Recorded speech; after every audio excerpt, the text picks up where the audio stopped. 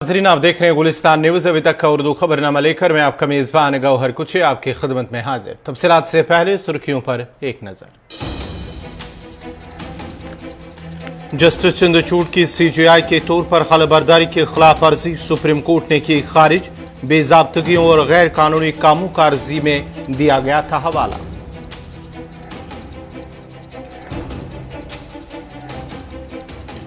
जम्मू कश्मीर में public outreach programme का सिलसिला जारी। मरकजी वज़ीर ममलिकत बराए ज़राअत का बारामूला दौरा। किसानों के वफद से की मुलाकात। मसाइल हल करने की दी यकीन दहानी।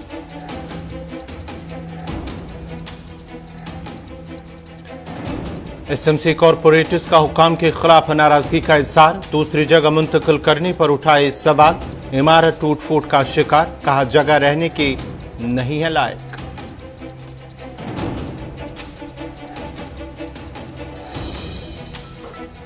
सज्जाद लोन जम्मू कश्मीर पीपल्स कॉन्फ्रेंस के बिला मुकाबला सदर मुंतखब।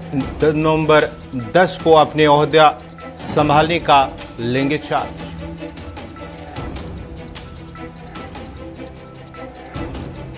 श्रीनगर और डोडा में ट्रैफिक पुलिस ने लगाए नाके। ट्रैफिक कवानीन की खिलाफ वर्जी करने वालों के खिलाफ हुई कार्रवाई। कवानीन पर अमल करने की ड्राइवरों को दी गई हिदायत।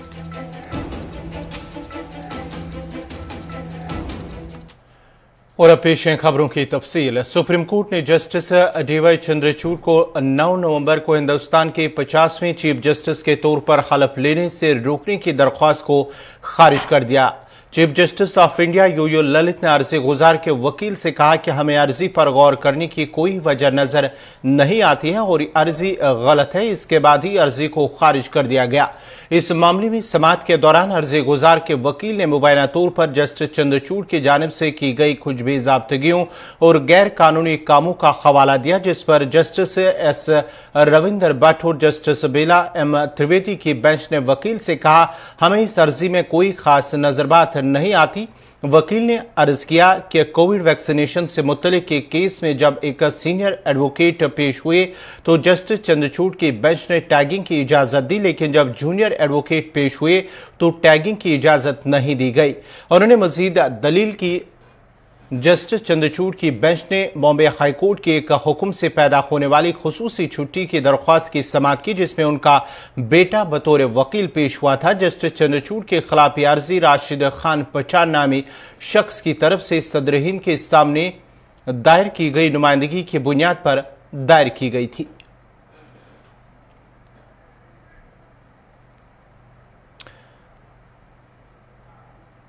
पीपल्स कॉन्फ्रेंस के सदर के ओहदे के इंतखाब के नोटिफिकेशन के जवाब में इलेक्शन अथॉरिटी को नामजदगियों की आखिरी तारीख के इख्तिताम तक 8 नामजदगी उम्मीदवारों ने सज्जाद गनी लोन को सदर के इंतखाब के लिए उम्मीदवार नामजद किया है। इस सिलसिले में पार्टी लीडर बशारत बुखारी ने प्रेस कॉन्फ्रेंस के दौरान कहा कि सज्जाद गनी लोन बिला मुकाबला जम्मू कश्मीर पीपल्स कॉन्फ्रेंस के सदर मुंतखब हुए हैं। किया है वो सज्जाद गनी लोन साहब हैं। तो इस एतबार से आज 3 बजे ये तय हो गया, ये साफ दिखा, ये नजर आया या फैसला नजर आ गया सामने कि सज्जाद गनी लोन साहब अनअपोज्ड पीपल्स कॉन्फ्रेंस के नए सदर मुकर्रर हो मुंतखब हुए हैं। और मैं एज रिटर्निंग ऑफिसर ये ऐलान करता हूं कि आज सज्जाद गनी लोन साहब जो पहले चेयरमैन और प्रेसिडेंट थे, अब दोबारा से प्रेसिडेंट मुंतखब किए गए हैं, वो भी बिला मुकाबला। अब दूसरा मरहला इसका ये आता है कि जितने भी हमारे जनरल काउंसिल है, जो इलेक्टोरल कॉलेज है, वो हमारे पास कोई 732 लोग हैं जिनको वोट डालना था। अब हम उनकी मौजूदगी में, और भी कुछ होंगे हो सकता है, उनकी मौजूदगी में हम 10 तारीख को दारुल जवाद कमरवारी में, जो मौलाना इमरान रजा अंसारी साहब की रिहाइशगाह है, वहां पर हम एक फंक्शन करेंगे जिसमें हम ओथ, हमारे प्रेसिडेंट साहब ओथ लेंगे, हम उनको ओथ देंगे उस दिन, और उसके बाद वो एज्यूम करेंगे चार्ज दोबारा से प्रेसिडेंट का।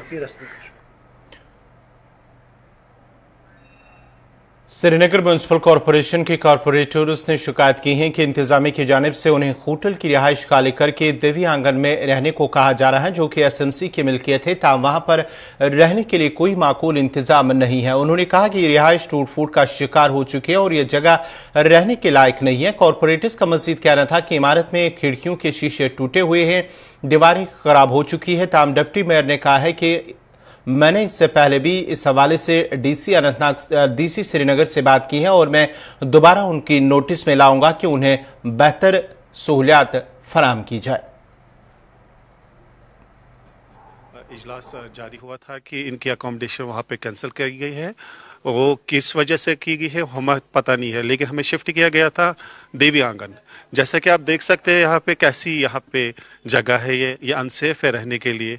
और ख़ुसूसन यहाँ पे इलाका जो है नौहटा का, हमें आने जाने में भी तकलीफ़ होती है और रहने में तो आप देख सकते हैं यहाँ पे रहने के लिए तो है ही नहीं कुछ। हमें वहाँ से ला के यहाँ पे छोड़ा गया और तब से लेके एडमिनिस्ट्रेशन ये भी नहीं सोचा कि ये रहने लायक जगह यहाँ पे है नहीं है, वो भी नहीं दे। क्या हालात यह गो अस हाल तो सान लुकन क्या हाल शाम वातान तो करान फोन वथियो नीरो तो गो गो कोत कुन जाए जगह सान खतर बेहन खतर पाने आमुत लुको चुनमित इलेक्शन लड़ने खतर लोड़मुत इलेक्शन शाम पुलिस स्टेशन करान फोन वथियो नीरो तो पे हेकान गो कोत गरम फोन शाम वाता फोन वथियो नीरो पे कोत गो शाम पे प्रॉब्लम वारिया ज्यादा गसान ना पावर ना आब ना दार ना कस अगर थोड़ा शहरान क्या करान करो कि बेहन लायक गए मेट्रो होटल। डिस्ट्रिक्ट एडमिनिस्ट्रेशन की तरफ से फैसला एक आया था कि जो जिन होटलों में कॉरपोरेटर्स रह रहे थे, सेफ अकोमोडेशन दी गई थी, उन होटल्स को डिहायर कर दिया गया। तो बाद में वहाँ पे उन्होंने 5 रूम को रिजर्व रखा था। तो उसके बाद एक और ऑर्डर आया कि वहाँ पे जो पूरी तरह से वो होटल डिहायर हो गए हैं और जो इनकी अकोमोडेशन वहाँ पे थी बहुत सारे होटल्स में, तो वो कैंसिल की गई। तो हमने पिछले 2 साल पहले इन कॉरपोरेटर्स को अपने जो देवी आंगन के क्वार्टर हैं उनमें अकोमोडेशन प्रोवाइड की थी, उनको अलॉटमेंट दी गई थी। मगर उसके बाद हमने एक फ़ैसला लिया था एक फाइनेंस प्लानिंग मीटिंग में कि वहाँ पे जो क्वार्टर्स हैं उनको रिपेयर करके ठीक तरह से जहाँ बसने लायक हो तो वहाँ पे उनको शिफ्ट किया जाए। तो उस ज़िम्मन में उन्होंने एडमिनिस्ट्रेशन ने वहाँ पे कुछ नहीं किया। हालांकि पिछले साल जून जुलाई में डिवकम साहब के भी पास गए थे, तो उन्होंने भी हमारे जो कमिश्नर अतर आमिर साहब हैं उनको भी कहा था कि ये अक्टूबर के एंड तक यहाँ पे ये सारे जो क्वार्टर्स है ये ठीक होने चाहिए। तो उन्होंने कहा था कि इनको ठीक करेंगे, मगर बदकिस्मती से तब से भी 1.5 साल हो गया तो उन क्वार्टर्स में अभी तक काम नहीं लगा। अब पता नहीं कि गवर्नमेंट ने किस वजह से इनकी जो अकोमोडेशन है, होटल अकोमोडेशन है, विड्रा की है। मैं गवर्नमेंट से गुजारिश करता हूँ डिस्ट्रिक्ट एडमिनिस्ट्रेशन से कि इनको फिर से इस चीज़ को देखा जाए कि इनके पास जो सेफ अकोमोडेशन है वो पूरी तरह से रहे। और पब्लिक आउटरीच प्रोग्राम के तहत आज मरकजी वज़ीर ममलिकत बराए ज़राअत शोभा करंदाल जी ने बारामूला का दौरा किया, जिस दौरान उनके हमरा जिला तरक्याती कमिश्नर बारामूला डॉक्टर सईद शहरीश असगर, दीगर अफसरान और बीजेपी के लीडरान भी शामिल थे। इस मौके पर उन्होंने किसानों के एक वफद से भी मुलाकात की और उन्हें मरकजी सरकार की तरफ से जारी स्कीमों के हवाले से आगाही फराहम की और उन्हें मशवरा दिया कि वो इन स्कीमों से फ़ायदा उठाए। क्या है बिजनेस है?